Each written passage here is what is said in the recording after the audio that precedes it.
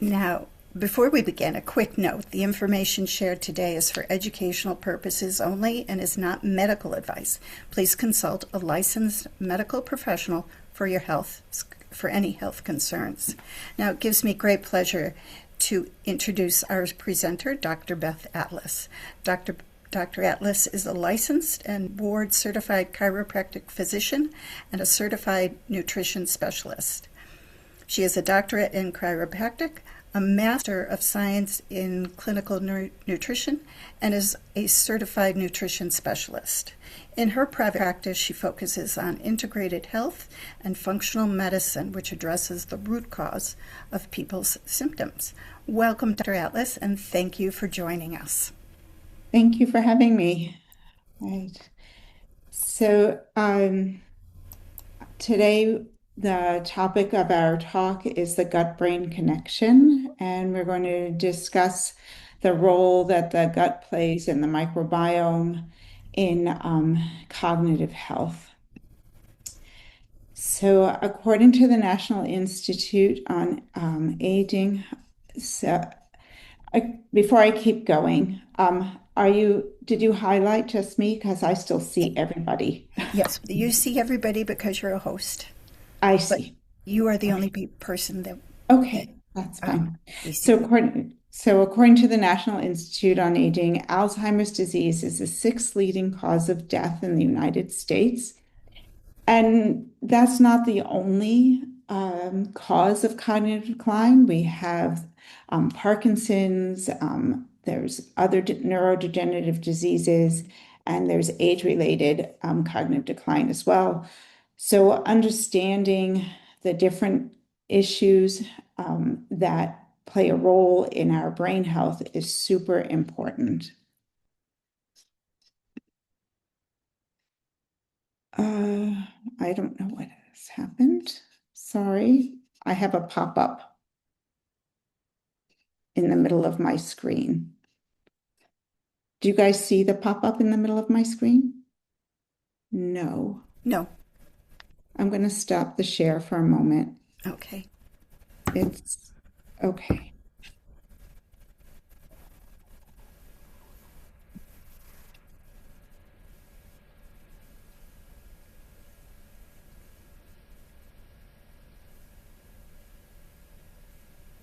Okay, better. Sorry about that. No problem. So there are many factors that contribute to cognitive decline. A major issue is brain inflammation. And brain inflammation is caused by this gut-brain connection. It's also caused by infectious diseases, which include periodontal disease, sugar dysregulation, such as insulin resistance and diabetes. Overall diet and lifestyle also contribute to inflammation through poor nutrition, stress, poor sleep patterns, a sedentary lifestyle. All of these things contribute to brain inflammation, and we will discuss them in greater detail. Mitochondrial dysfunction is also very important for cognitive health. And you'll see as we go through today's presentation that mitochondrial function is also dependent on this gut-brain connection. Hormonal imbalance, also neurotransmitter balance, cardiovascular disease, and nutrient deficiencies, all of the things on this slide in bold are affected by gut health. And so it shows how important gut health is. And so oxidative damage, which is not highlighted, is also important, and I will mention it, but it is less related to gut health. The part that is absorption of the nutrients, the antioxidants, which combat some of the oxidative damage. And of course, genetics plays a role as well. So the gut-brain axis, there's more than one connection between the gut and the brain. A primary one is the vagus nerve, which is cranial nerve 10. And this is a direct line from the brain to the gut. But in addition to the vagus nerve, there's an entire chemical messaging system that runs through the bloodstream. And we'll see that there are molecules and metabolites that are produced by the gut microbiome, which is the bacteria that live in our digestive system. And the bacteria that live there, when they ferment foods we eat, they produce metabolites. And these metabolites go into the bloodstream and they then send messages to the brain. Some of the microbiome also produce neurotransmitters. Serotonin is produced in the gut. 95% of the body's serotonin is produced in the gut by the microbiome. Metabolites from the microbiome play a role in acetylcholine, GABA, dopamine, norepinephrine. So all of these neurotransmitters are impacted by the gut health and the balance of this microbiome.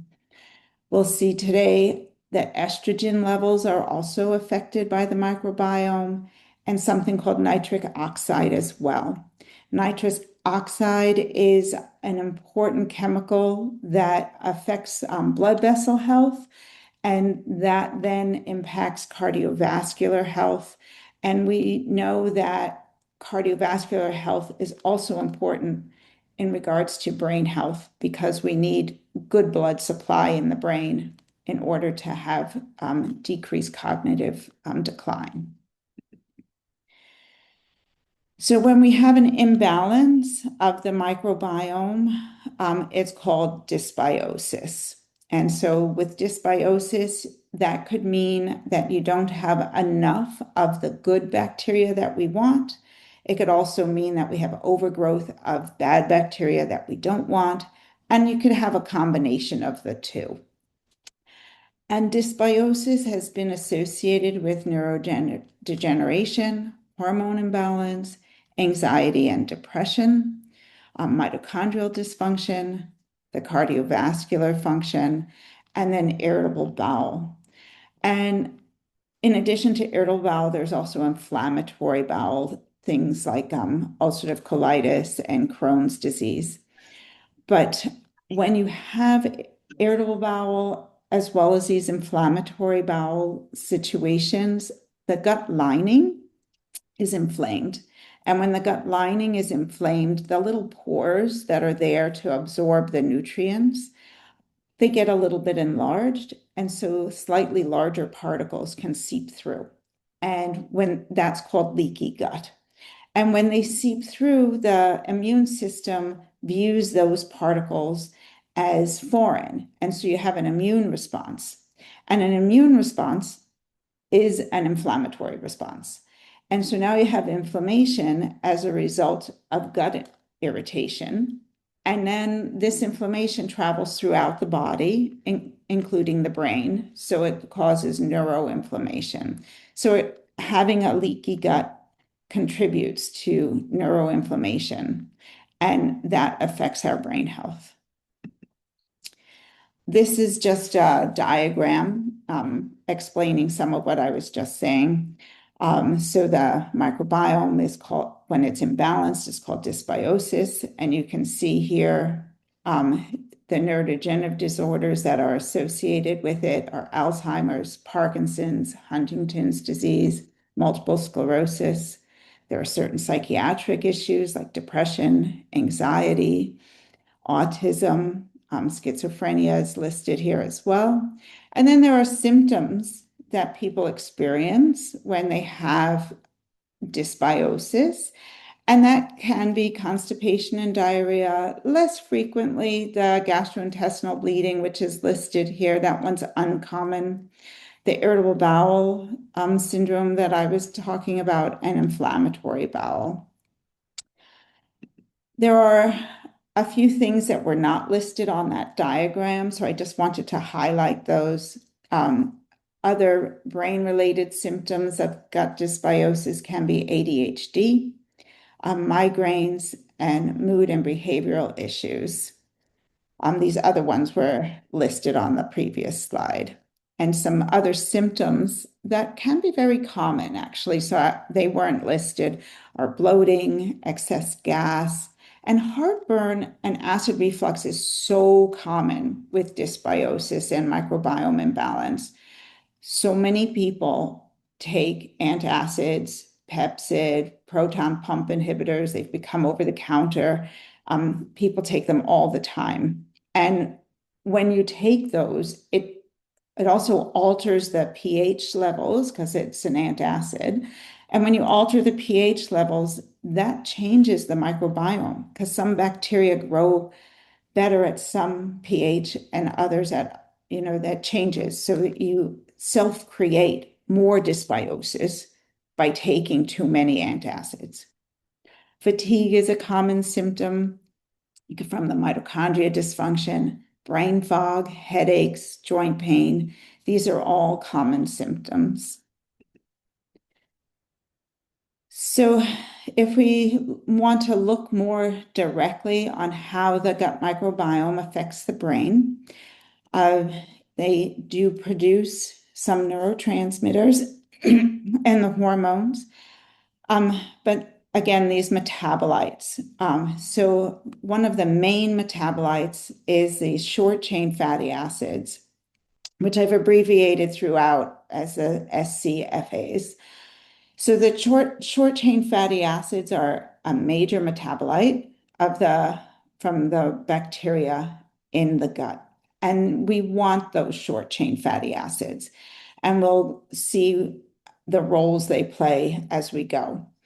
The lipopolysaccharides, which are produced from gram-negative bacteria, these are things we don't want, but exist when we have an overgrowth of the bad bacteria. And then nitric oxide is also produced by the microbiome, which helps the cardiovascular system. These other ones are also produced, but they're less significant, and we don't have time to go into all of them today. So the top ones are what we're going to focus on. So the short chain fatty acids are part of producing serotonin, dopamine, norepinephrine, and GABA. So again, if we have dysbiosis and we're not producing enough of the short chain fatty acids, we're not going to have enough of these neurotransmitters, and that affects our brain health. With estrogen, if we have low estrogen, that in and of itself can contribute to less growth of the good bacteria. So it takes a conscious effort to maintain our microbiome once we're in menopause, because we have naturally low estrogen when we hit menopause. Then, in addition to that, the microbiome produce an enzyme called beta-glucuronidase. And beta-glucuronidase plays a very important role in activating estrogen. It helps metabolize estrogen into being active. And so if we are not producing enough beta-glucuronidase, we're going to have even lower estrogen because it's less active. And so between menopause and the dysbiosis, we have lower estrogen.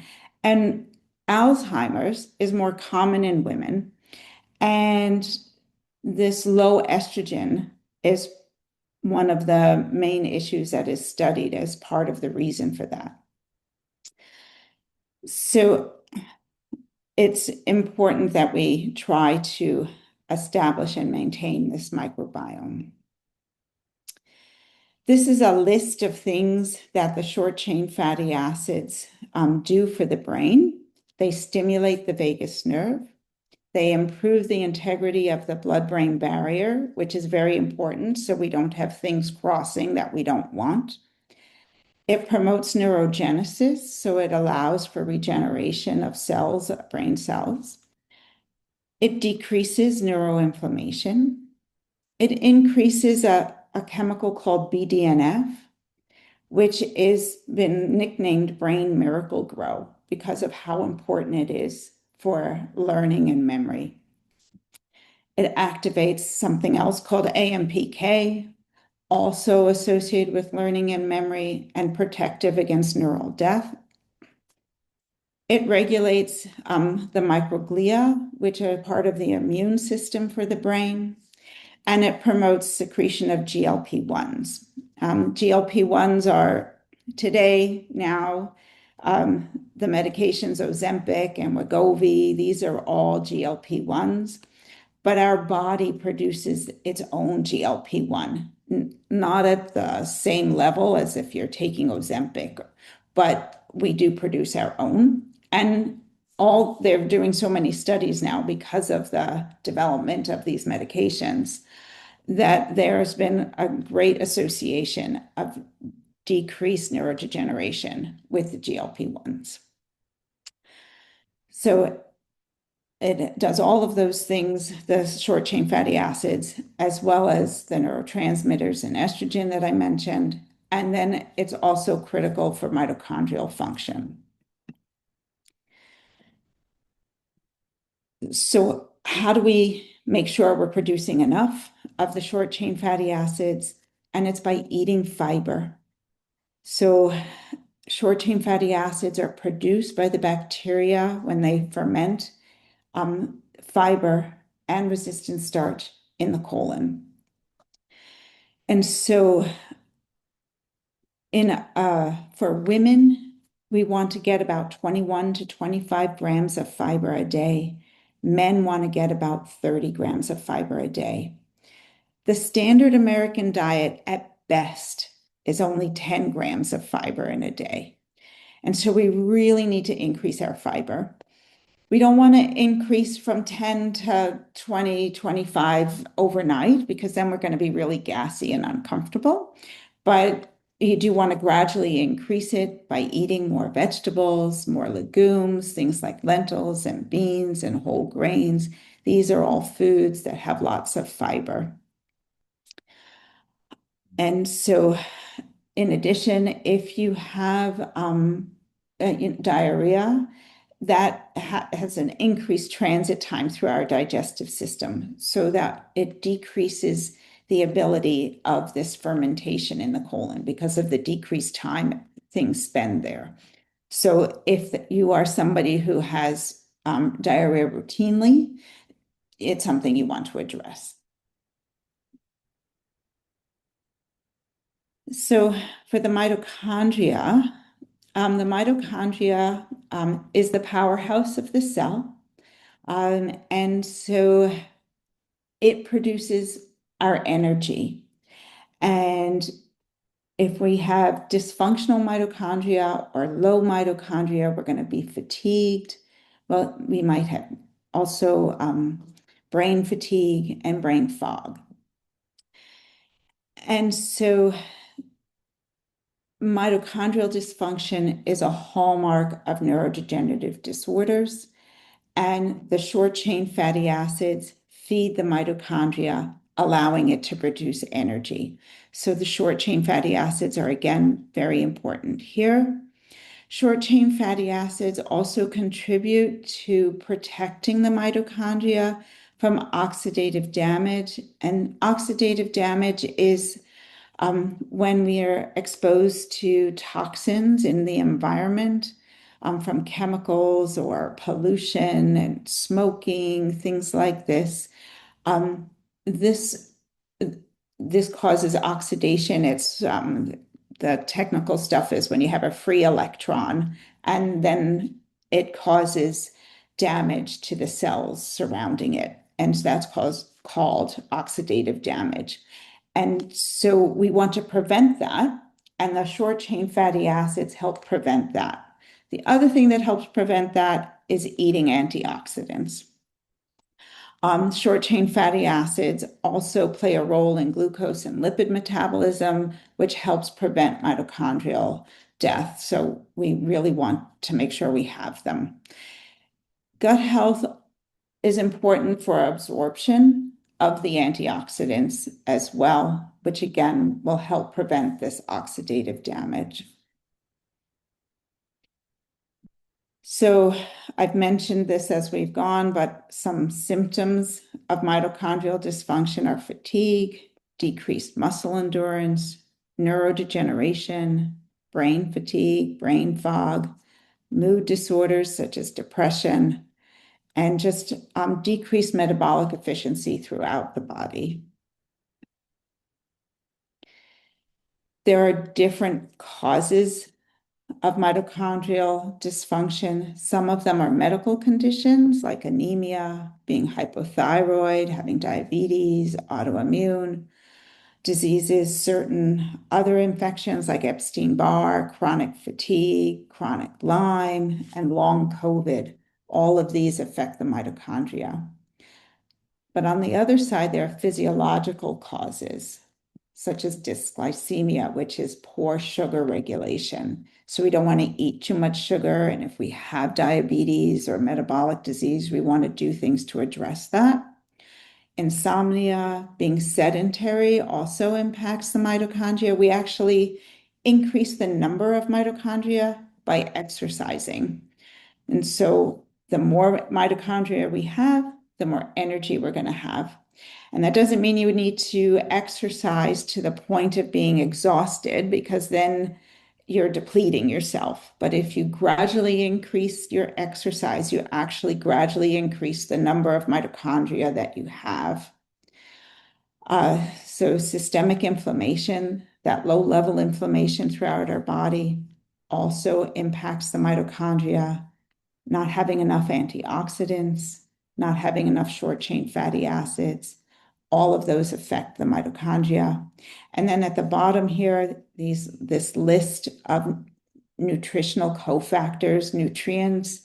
The mitochondria needs all of those in order to function at its best, which means we need to eat a clean, healthy diet in order to make sure we're getting those nutrients. The role of the microbiome and oral health with the cardiovascular system is this nitric oxide. So nitric oxide is produced by the microbiome as well, and its role is to widen the blood vessels, and that improves blood flow, which then improves oxygen throughout our body, including the brain. So the nitric oxide plays a role in blood pressure, the oxygen and nutrient distribution through the blood flow, and it's essential then for cognitive health. Nitric oxide is also produced in the mouth because we have a natural microbiome that lives in our mouth as well as in our gut. And there have been some studies that show excessive use of antiseptic mouthwash actually decreases nitric oxide production and therefore increases cardiovascular disease. So we want to maintain oral health, because if we have poor oral hygiene and then we have periodontal disease, it's a source of inflammation. And also we end up with mouth microbes that we don't want, that then travel into the digestive system. So if you have an imbalance in your mouth, it can contribute to an imbalance in the gut. But we also don't want to constantly be using antiseptic mouthwash. Occasionally is fine, but excessive use is not something you want. And dietary nitrates, which are found in leafy greens and beets, are converted in the mouth for this nitric oxide. This is talking again about what I just discussed about the oral hygiene, how if you have an imbalance in the mouth, it can travel into the gut, and it is associated with heart disease as well as Alzheimer's disease. So oral hygiene is very important. So now let's talk for a moment about those, the lipopolysaccharides, which is from the bad bacteria overgrowth that we don't want, and that contributes to neuroinflammation and therefore neurodegenerative diseases, including Alzheimer's and Parkinson's. They contribute to leaky gut, and therefore something called leaky brain because the blood-brain barrier starts to break down. They reduce that BDNF, which was that brain miracle grow responsible for learning and memory. They stimulate cell death. They also contribute to amyloid plaques, which is the hallmark of Alzheimer's disease. And they damage myelin, which is part of multiple sclerosis. So we really don't want overgrowth of these bad bacteria that carry the LPS. It's something we'd like to avoid and can be measured on a stool test. All of what I've talked about, the microbiome and these metabolites, the short chain fatty acids and the LPS, can be measured on a stool test. It's not a stool test done through Quest. There are specialty labs that do that testing. So the second half of my presentation is what you guys can do to help balance your microbiome in order to maintain your brain health. So causes of it is poor diet. So that's a main cause of microbiome imbalance, this low fiber diet.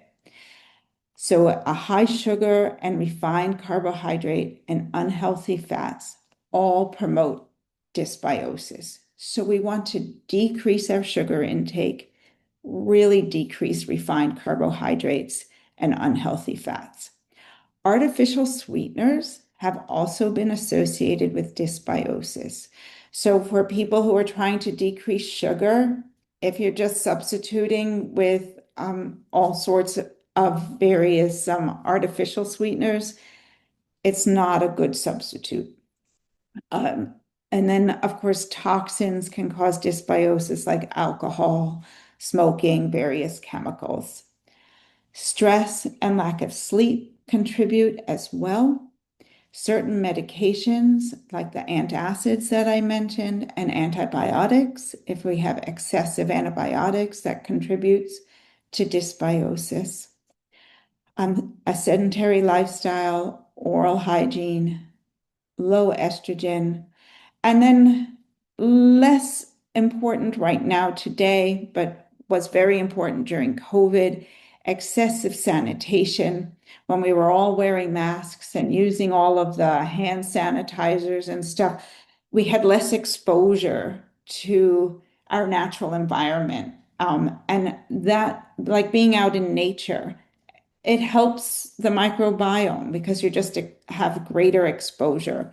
And so at that time, we needed to be that careful, but it does decrease the diversity of the microbiome.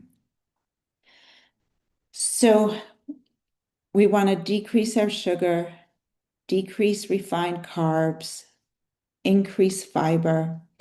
Something I didn't talk too much about is this fatty acid balance, which is not as crucial for the microbiome, but does play a role in inflammation. So there's omega-6 fatty acids and omega-3 fatty acids. The omega-3 are the things found in healthy fatty fishes, flax seeds, walnuts, chia seeds. Those foods have the omega-3 fatty acids. We want a ratio of about 3-to-1 omega-6 to omega-3. But the SAD is the standard American diet, is about 30-to-1. So this is way too high on omega-6s, and it's from processed food and not eating fish, walnuts, flax seeds, chia seeds, and the healthy fats. So we want to fix that. Food sensitivities, if you have foods that make you feel unwell and you're eating them anyway, that irritates the gut lining, creating inflammation. So and I have gluten and dairy here because those are the most common. There are others.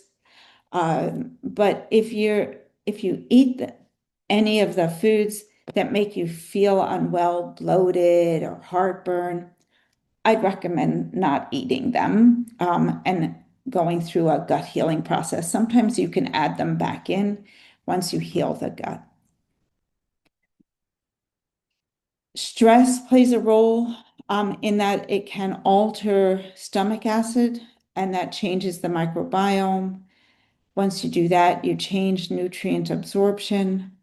It also affects cortisol levels and insulin release, which plays a role in inflammation. And it also affects sleep. So if you're really stressed, you're not going to be getting enough sleep. And sleep is our time for repair. It improves mitochondrial health. It's essential for brain health, for learning and storing memories, improves focus, improves mood. So sleep is super important. And being sleep deprived is also associated with digestive disorders. So it plays a role in gut health as well. Exercise, when I go through the list of what exercise does for us, if there was a pill that we could all take that did all of these things, we'd all take it. We all have to move our bodies. It's super important. By moving our bodies, it improves our sleep, which we just talked about as being a time for repair, and improves our brain function, our digestive system. Exercise also improves the microbiome. It impacts cortisol and norepinephrine. It helps with blood sugar regulation, which is associated with inflammation. It improves mood. It decreases depression and anxiety. The mitochondria synthesis, so that means that we produce more mitochondria and will ultimately have more energy when we exercise. It improves immune health, brain health, learning, and then, of course, lung and cardiovascular health. So exercise is super important.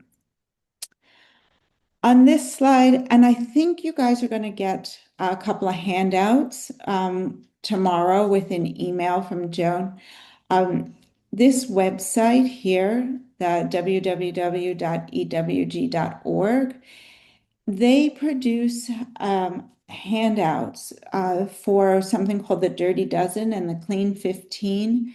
That's going to be a list of foods that are the most sprayed with pesticides versus the least sprayed with pesticides, because we want to try to avoid chemicals as best we can. There are some chemicals we cannot avoid. We all live in this world, but there are things that we can. And so if you can look at that Dirty Dozen Clean 15 list, that's great.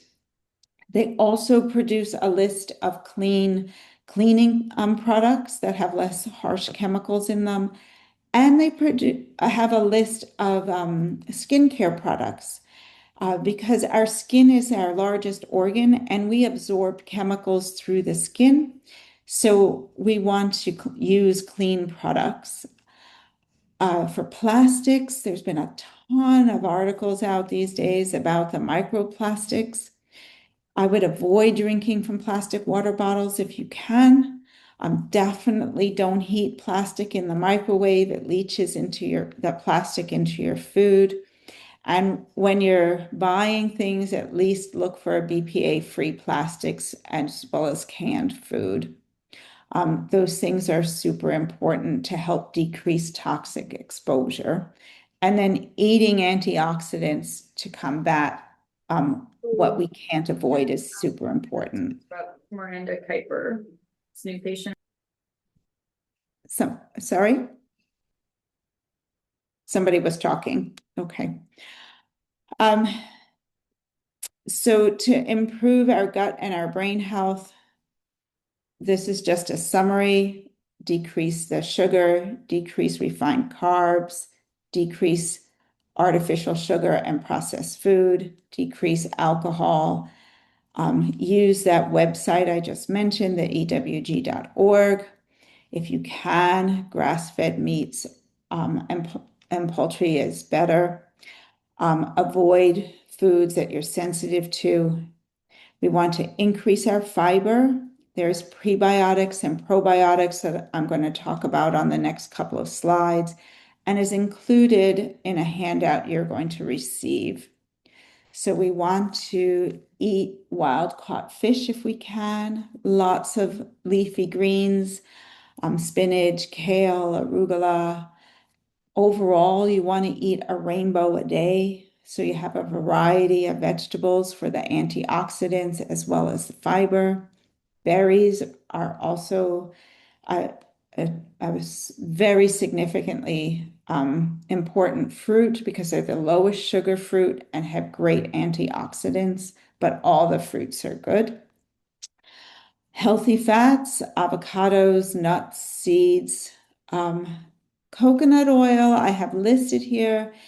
It's healthier than some fats. It is a saturated fat. Olive oil, it should be a go-to rather than the coconut oil. Olive oil is particularly heart healthy and therefore brain healthy as well. Legumes have a lot of fiber, a great vegetarian source of protein as well.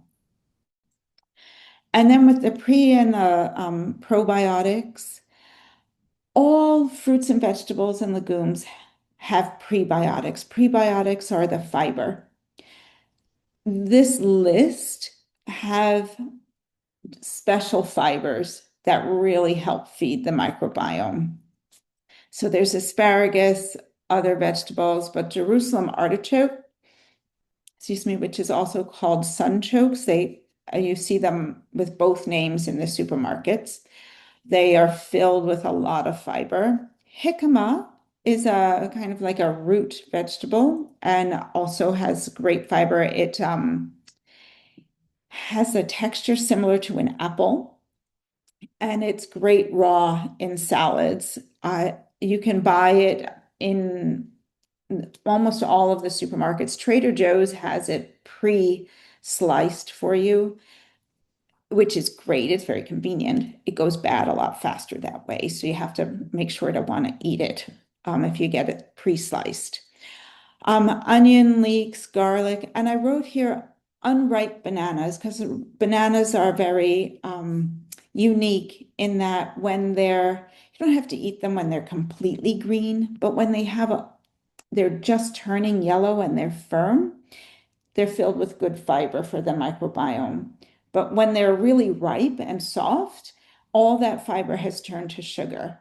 And that's why when you make banana bread and it's sweet, and because when they're really soft, it's filled with sugar rather than filled with fiber. Flaxseed is great for both the fiber as well as the healthy fats. This list is probiotics, and probiotics are fermented foods because they already have healthy bacteria in them. You'll see I listed plain yogurt and plain kefir because if you get the flavored ones, they're either filled with tons of sugar or artificial sweeteners. Kombucha, it's fermented. It's not as good as yogurt and kefir and these other ones, but it is fermented. Sauerkraut, miso, kimchi, and tempeh. Tempeh and miso are fermented soy. So if you can eat soy, those are great options. All this fermented food, if you can try to have something fermented every day, just one serving a day, it really helps your microbiome. This is just a list of tips to help improve sleep. It's also a handout you're going to be getting with that email. Some of the important things on this list is to have a consistent bedtime and wake time. When we are irregular and when we go to sleep and when we wake up, we don't sleep as well. We want to aim for 7 to 9 hours of sleep. So the best thing to do is to figure out what time you need to wake up for your day and then work backwards for 8 hours to find that should be your bedtime. and it should be consistent within an hour every day, rather than staying up really late on the weekends and sleeping late and trying to make up for it. It's best to be consistent. Artificial light, which includes phones that might have light or clocks, any artificial light decreases our REM sleep and decreases our quality of sleep. Smoking, also drinking, too much coffee, not enough exercise, all of these things impact our sleep. So as a summary, it's really important that we maintain our microbiome. If you already know that you have irritable bowel, there are things to do to restore your microbiome. You might need a little help with it, but because sometimes you need to kill off the bad bacteria with antimicrobials, and then you can build it back up with probiotics. But keeping that healthy diet that we talked about, eating an anti-inflammatory diet, the prebiotics, the probiotics, super important. Oral hygiene, sugar regulation, sleep, stress management, exercise, all of these are super important, and decreasing toxic exposure. So those are all fantastic ways to maintain gut health and therefore brain health. And so now I'll open up to questions. So one of the first questions we received was, what are signs of leaky gut? I think you touched on those in the talk, Yeah. but it wouldn't I hurt did. So, bloating, excess gas, abdominal discomfort, heartburn, diarrhea and constipation. For some people, it alternates between the two. So some people have only constipation, some people only diarrhea, and some people go back and forth. But those, you can have other symptoms like fatigue, brain fog, headache, but the gut symptoms are the ones that I just discussed. Yeah. And then also, it's worded, what is oral hygiene if it's not mouthwash? So I'm guessing, what can you do to avoid using mouthwash or Well, alternatives to brushing our mouthwash? teeth is and flossing is super important, more important than mouthwash. Um, and if you have imbalance, so that you have periodontal disease and you're having gingivitis and problems in your mouth, there are some special toothpastes that are antimicrobial that help to balance the oral microbes. But just using regular toothpaste and flossing is the best way to maintain your oral hygiene. And having your teeth cleaned every 6 months. Yes, yes, going to the dentist. Absolutely. Another question was, why do we need more bad omega-6 than good omega-3? It's not that omega 6s are not all bad. There's omega 6 in nuts, and those are good, healthy fats as well.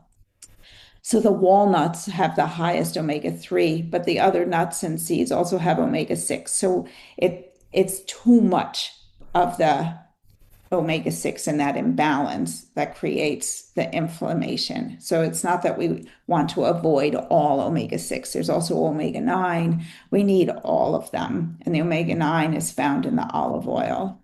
So we need all of them, but we just don't want the imbalance of them. And ideally, if you could do 1-to-1, that's fantastic. But they've loosened that to 3-to-1 because it's almost impossible to achieve for most people to do the 1-to-1.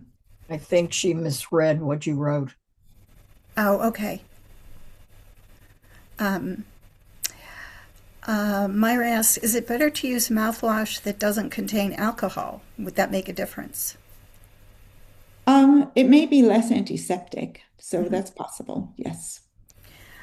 Because if it's just for the minty flavor and it's not antiseptic, that's fine.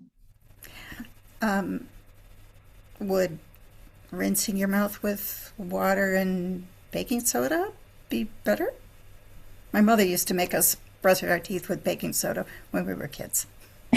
And now they have toothpaste with baking soda. Baking Right. soda is great for cleaning. Yeah.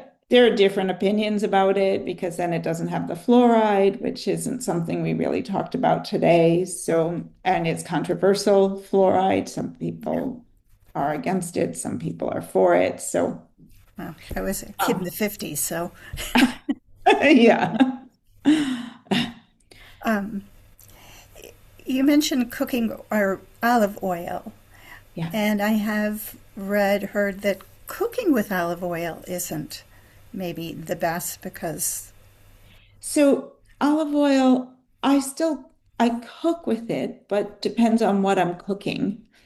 So you don't want olive oil to be at the smoke point, so with really high heat, because then it becomes carcinogenic. yeah, Because it's broken down and in that when it's at that smoke point.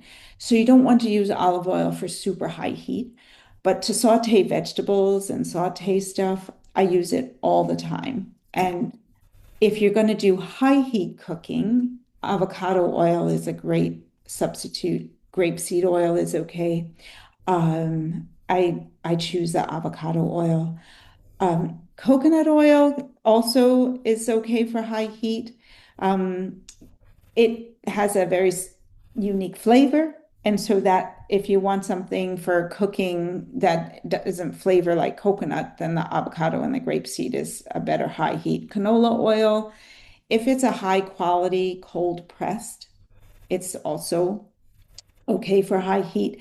The inexpensive canola oils, when they don't do cold press and they use machinery, that it has some petroleum and there's residual that's left in the oil. So I don't like those.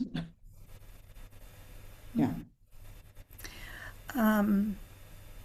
and Myra mentions she understands that the problem with processed food is that they are very high in omega-6.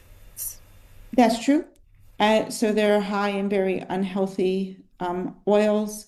They're going to use those cheap oils in the processed foods. So there's chemicals as well as the omega-6. And then there's all sorts of refined carbs and things they're not going to be using whole grain. So you're much better off with whole foods.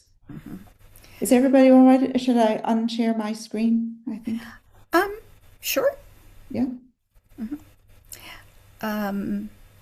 Is coconut oil good for omelets? For omelets? Yes. Coconut oil is fine for omelets, as well as the avocado oil or the grapeseed oil, and the high quality canola oil as well.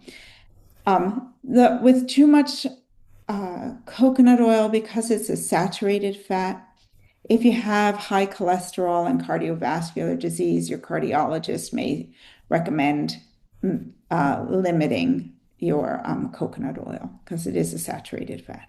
It's a little different than the saturated fats found in animal products.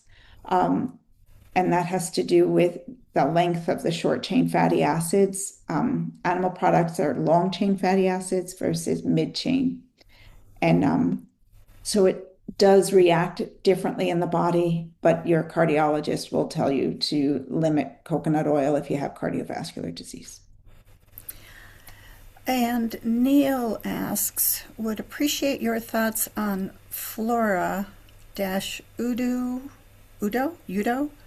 omega 3, 6, and 9 blend for daily intake.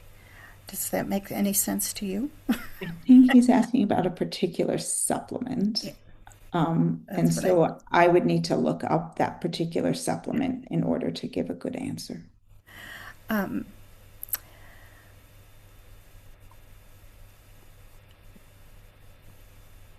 actually, can you address when you don't have a gallbladder, what fats to use? So when you don't have a gallbladder, you need a low-fat diet as an overall basis because you don't have the bile production for fat digestion.